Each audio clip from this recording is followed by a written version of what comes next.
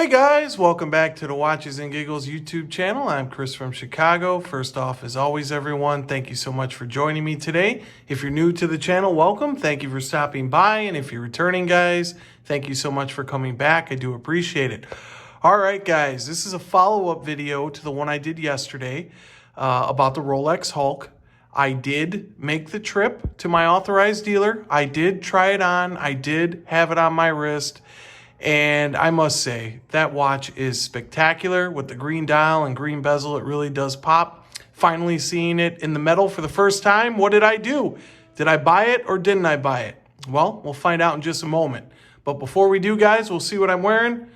And today I have on, again, not a Rolex, but I have on the younger brother or younger sibling, the Tudor GMT Pepsi or Diet Pepsi. And this is a watch I took on vacation to Maine. It was with me the whole time. And I love this watch, guys. Yeah, I mean, really don't have too much negative things to say about it. It does, if you have a smaller wrist, it does sit pretty high on the wrist. I have just over a 7.5-inch wrist, so it's not a problem for me. But I can see why some people have some gripes or complaints about it because it is pretty high. It does sit pretty high and it is kind of slabbed. But if you have the wrist to support it, buy it because it is beautiful and no date wheel issue so far, knock on wood. All right. Okay, guys, so yes, I did go to the authorized dealer. I did try on the Hulk. I must say, after seeing it for the first time in person, it did not disappoint. That green dial, that sunburst dial, is without a doubt spectacular. I mean, it may be the best dial Rolex has ever done, considering that's their flagship color, green. And who knows if they're ever going to do that sunburst green dial again. So I do think that watch is special. Very, very special. Now, we'll get into monetary or monies, what the AD wanted for the watch. Okay, they wanted $18,900, which they said they dropped from $20,000. Initially, they had it marked at. It was a 2013. I will say it was in excellent condition, except for 3 tiny scratches on the crystal, which was horrible. And every time you looked at the watch, you would see those tiny scratches. So that was definitely off-putting to me. But besides that, you know, I think the maxi case fits the Hulk perfectly with the nickname. And I didn't even notice those lugs because your eyes are just drawn into that dial. And I haven't seen the new Kermit 2.0, I'm calling it, or Kermit or Cermit, we can call it, in the flesh. I haven't seen that in the flesh yet. But after seeing the Hulk, in my opinion, I don't think the new Kermit is going to come close. While it does have what the AD told me, the same bezel, the same green bezel, the same color. It has a black dial, and yeah, it'll have some nice contrast, and I'm sure it'll look nice. But now, after seeing the Hulk in person, I have to have the Hulk. So did I buy it? I guess that's the question. That's why you guys are all here. Well, drum roll, please. We'll open up this watch roll and see if the SD43 is in it or if the Hulk's in it. And yep, no, I didn't buy the Hulk, guys. I'll tell you what. If it would have been a better deal, I possibly might have done it, but not sacrificing this guy. I'm able to get you in a little better light today, so hopefully this watch is showing better than it did yesterday. But I just have a connection with this watch, and being that I have a larger wrist, it does fit me very well. I understand why it's not as popular. You know, the 43 millimeter size is a big watch. It's a chunky monkey, and it's not going to be for everyone. And is this watch as special as the Hulk? I mean, who's to say? You know, that's everyone's judgment or everyone's opinion, and I don't know. But I know now I do want the Hulk. I do want it in my collection eventually. I'm going to gamble. And what do I mean by gamble? Well, I'm going to hope prices go down eventually, or they settle maybe around 16 or 17, you know, down the road, and they're not at around 20 or go up to 25. I mean, it very well may go up that high. Who knows? I mean, this crazy watch world that we're in, and this crazy luxury game that we're all playing, we're all a little nuts, and who knows what's going to happen? I'm not one to say, but I didn't buy it because I didn't think it was a good deal, and I would have got bent over by the AD pretty much. Not speaking eloquently, they would have really screwed me over, as they didn't want to give me much for this watch, and they wanted top dollar for a 7-year-old watch, which honestly I didn't think was fair. And honestly, I looked around on the market right now. You can get a brand new one, 2020, 2019, unworn, for around 19 or 20 right now. So, and I could sell this one privately, and if I wanted to do that, there's much better ways of going about to acquire the Hulk. But I just can't bring myself to get rid of this watch, guys. I absolutely love this watch, and I have a connection with it. And unless I absolutely have to and need to sell it, I don't think I could. It's hard. It's really hard, right? Because we build these memories and we build these connections with our watches, and it's hard to let them go.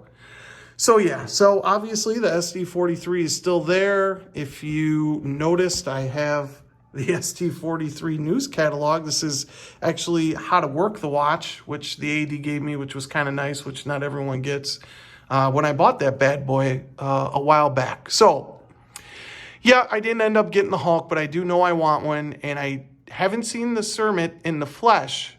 But the AD did have a few surprises for me while I was there.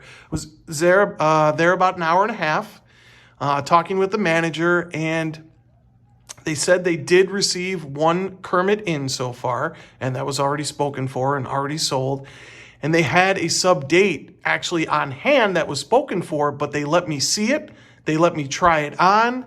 And guys, let me tell you, I think, man, when I tried it on, it felt perfect to me. That watch felt perfect. It didn't really feel too big. Like it's not, obviously there's videos out now. It's not really a 41. It's really 40.5 across. So it's not really a 41 millimeter watch, but the dial did seem bigger to me.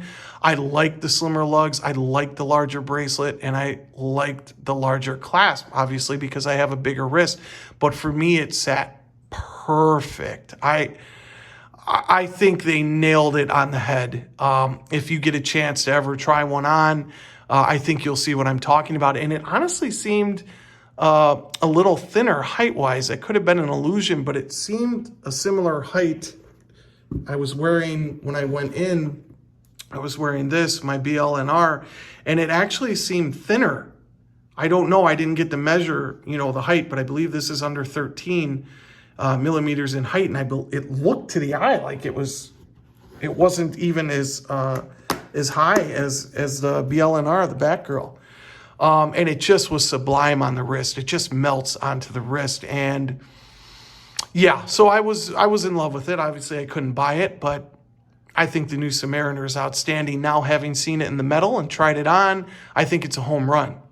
They also had an Oyster Perpetual 41 millimeter that they let me see they had in, which was, of course, spoken for. And it was the silver sunburst dial with the gold accents or indices or hour markers, whatever we want to call it. And it was spectacular. You know what, guys? I think the Oyster Perpetual line is the star of the show for releases. As a whole, I think the Submariner is awesome, but the price point of the Oyster Perpetual at $5,900, I think, is a home run, because you get the sub-no date movement in it. You get what's in a sub-no date movement, you get in that $5,900 Oyster Perpetual, and I think that's a home run by Rolex. Didn't have any other colors in stock for me to see, but I did get to see that one.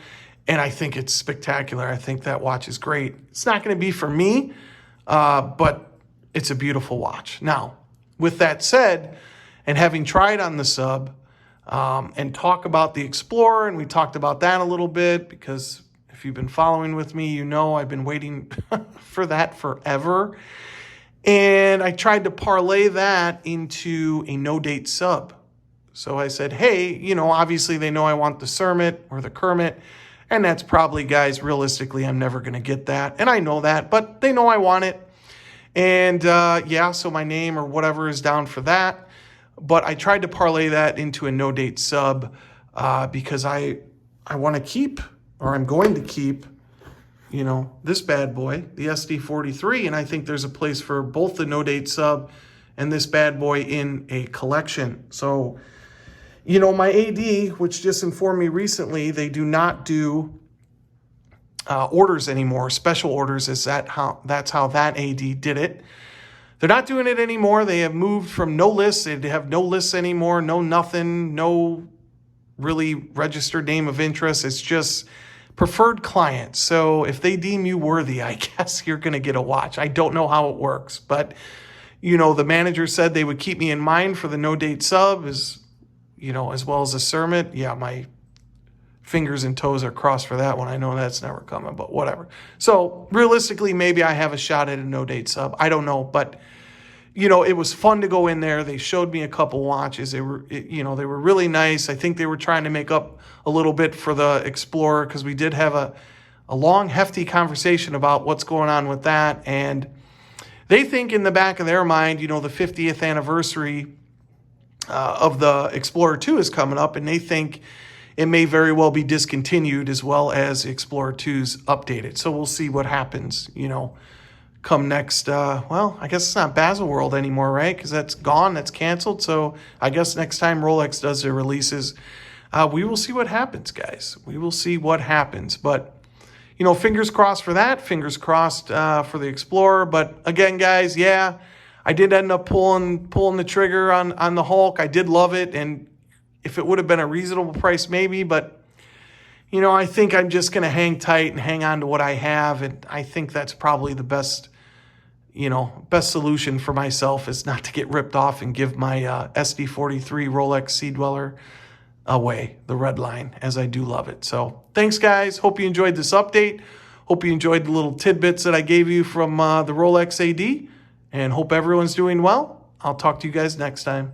Take care.